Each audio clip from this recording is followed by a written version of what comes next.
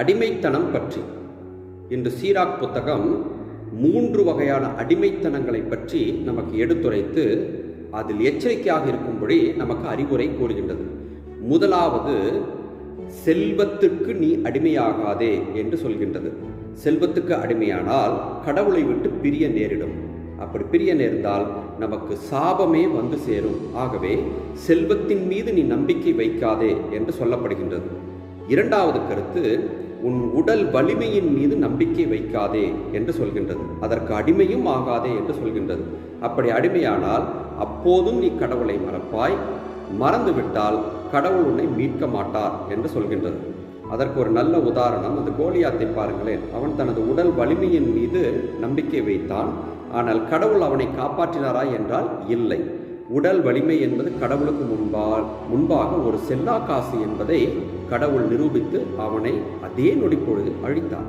மூன்றாவதாக, உன் இச்சைகளின் மீதும் நீ நம்பிக்கை வைக்காதே, அதுவும் கடவுளுக்கு ஏற்புடையதல்ல, கடவுளின் சாபத்தை அதை கொண்டு வந்து சேர்க்கும் என்று சொல்கின்றது. அதற்கு ஒரு நல்ல உதாரணம், தாவீது அரசர் தனது உடல் இச்சைகளின் மீதும் நம்பிக்கை வைத்தார், தனது அதிகாரத்தின் மீதும் நம்பிக்கை வைத்தார். அப்படி வைத்ததன் காரணமாக 2 முறை கடவுளின் சாபத்திற்கு உள்ளாக பார்த்தார்.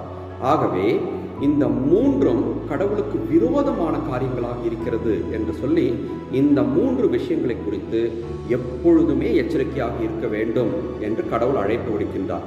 செல்வம் என்பதும் உடல் வலிமை என்பதும் உடல் ஆசை என்பதும் கடவுள் கொடுத்ததுதான். ஆனால் அது எதற்காக?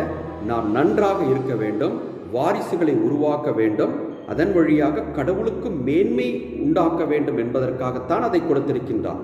அதை விடுத்து கடவுளையே ஒதுக்கி வைத்துவிட்டு இதெல்லாம் எனக்குத்தான் பெருமை என்று நாம் நினைத்து கொண்டிருந்தால் கடவுள் அதை பார்த்து பொறுத்து கொள்ள மாட்டார், நமக்கு தண்டனையை பெற்று தருவார். ஆகவே இந்த 3 அடிமைத்தனங்களை பற்றி, செல்வம், உடல் வலிமை, உடல் இச்சை ஆகியவற்றை இந்த 3க்கும் அடிமையாகாமல் கடவுளிடம் அன்னை மரியாளை போல அடிமையாவோம். அவர் நம்மை பாதுகாப்பார்.